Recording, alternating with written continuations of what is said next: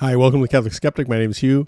This is a short video, which I feel is necessary to make just to give my take, my response on the current quote of Pope Francis.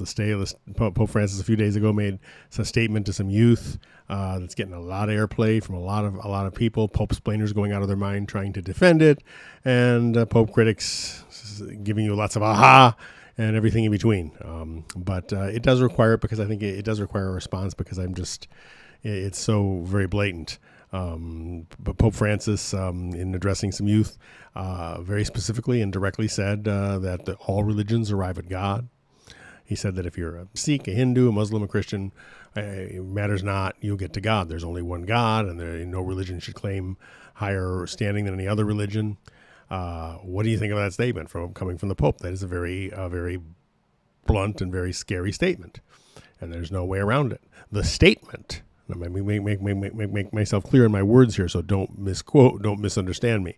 The statement is material heresy. All right, Jesus was very, very blunt in the fact that he said, "I am the way, the truth, and the life. No man comes to the Father but by me." When he was addressing Pontius Pilate in the Gospel of John, chapter 18, I believe it's about verse 37, he said, when Pilate asked, "Are you a king?" Jesus said, "For this end was I born, for this cause came I into the world, that I should bear witness unto the truth. Everyone that is of the truth shall hear my voice." The entire New Testament screams of the reality that Jesus Christ is the way, the way, not a way, but the way. All right. So there's no way around that statement. Now, some people have tried to say, well, maybe it was translated wrong. There's translation issues. The translator, from every understanding and source I've been able to check, has got it right. I know that Kennedy Hall did a video and he speaks fluent Italian, where he made it clear that the translator got it right. It's a very scary thing to say. Now I say, what does this mean? Does this mean he's not the Pope? Does this mean this? Do you don't believe? Look, I don't have any place in my life to judge Francis's heart. I don't know what his motives are, what's going on. I know the popular Pope splainer response has been, well, he's said many times that Jesus Christ is the only way, so he must have meant something different by this. He probably should clarify it then. But the fact is, the statement itself is contrary to Scripture. It's contrary to sacred tradition. It's contrary to what the Church teaches, period. Now, I don't know what the motives are. I have no idea. I'm not judging the man. I'm not judging the Holy Father. Yes, he's the Holy Father. I believe he's the Pope. No, I am not a sedevacantist. I don't believe that position is tenable. It's simply the notion that the Pope is not really the Pope, or that the last several popes have not been the Pope, as a strong sedevacantist position is. If that were the case, then the gates of hell will have prevailed against the Church. I don't believe the gates of hell will ever prevail against the Church. Is the Pope capable of heresy if he speaks infallibly in matters of faith and morals? Well, this was not a declaration of infallibility. This was a material heresy. In other words, it's something that is clearly heretical, but he didn't make it from the chair of Peter, declaring it as an official statement. He simply shared it with them as his belief. That alone is scary. There's no way around the scariness of that statement. My response, of course, is, as always, I pray for him. I pray for Pope Francis. I encourage everyone to pray for him every day. All of my Catholic brothers and sisters who watch this, pray for the Holy Father every day. I don't know what his motives are. It's not mine to judge. I am not a priest. I am not a bishop. I am not a cardinal. I have no stake in the game. I have no power to sit in tribunal, or remove him, or chastise him, or anything else. So I'm not pretending to. But as someone who does preach and teach the Catholic faith on the internet, I do want to make myself clear that I separate from myself utterly from that statement. No, Jesus Christ is the way, the truth, and the life. No one comes to the Father but by him. The Catechism of the Catholic Church, the 1997 edition of the Catechism, post-Vatican II Catechism, says that there is no salvation outside of the Catholic Church. Outside of the Church, there is no salvation. Now, yes, there's qualifiers in it. I've talked about that in episodes before. There are certain aspects of that, someone's invincible ignorance, whatever.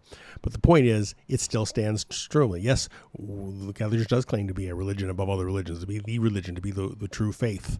That the Church claims to be the one true Church of Jesus Christ, the fullness of Christian faith. We acknowledge that obviously there are many individuals who are Christians, genuine Christians, who are baptized in other traditions, and who are baptized properly and formally, and therefore have the right to be called Christian. Absolutely, but we believe that the fullness of truth exists in the Catholic Church, and the Catholic Church is the true Church, and it's that simple.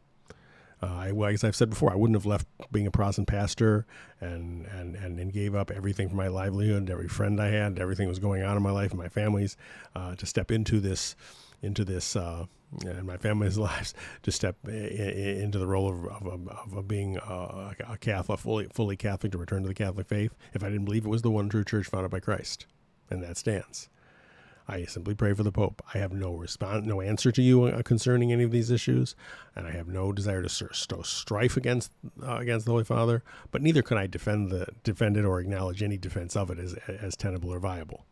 In my entire time as a Christian, in my entire time as a pastor, a Protestant pastor, and in my entire time as a Catholic, and never once have I said that all religions are equal, or all ways are ways to God. Yes, there are truths. There are truths, little t, in all religions. There's some truth there's some truth statements and understandings in different religions that I say, as far as the religions I've studied, I can say I've studied every religion there is, but there's truths in them, absolutely.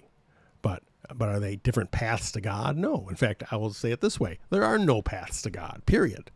Well, you still say there's one path to God. No, there aren't paths to God. God made a path to us. For God so loved the world, he gave his only begotten Son. He made a path to us. Jesus Christ is the Word who was made flesh and dwelt among us, and we beheld his glory, the glory of the only begotten of the Father, full of grace and truth. John 1:14 says, he is the way. That's all there is to it. He is the truth. He is the life. And as the Imitation of Christ puts it, without the way there is no going. Without the truth there is no knowing. Without the life there is no living. Jesus is the way. He is the truth. He is the life, period. And that's the stand that I take as a believer, as a Christian, as a Catholic. I am as devout a Catholic as ever and faithful a Catholic as ever. I have no regrets of my choice to become part of the Catholic faith. Why Pope Francis said it, what his motives are, whether it will ever be clarified by him personally or anyone else, I have no idea. But it's not mine to judge him anyway, but it is my job to pray for him. But no, I do not agree with the statement. I stand firmly against such a statement. There is truth in all religions, absolutely. That I know of, there's truths. But as far as believing that they're all equal, all ways to God, no, they're not ways to God. Jesus Christ is the way, the truth, and the life. Anyway, I wanted to make that statement and make that very clear. Thanks for watching. Talk to you again soon.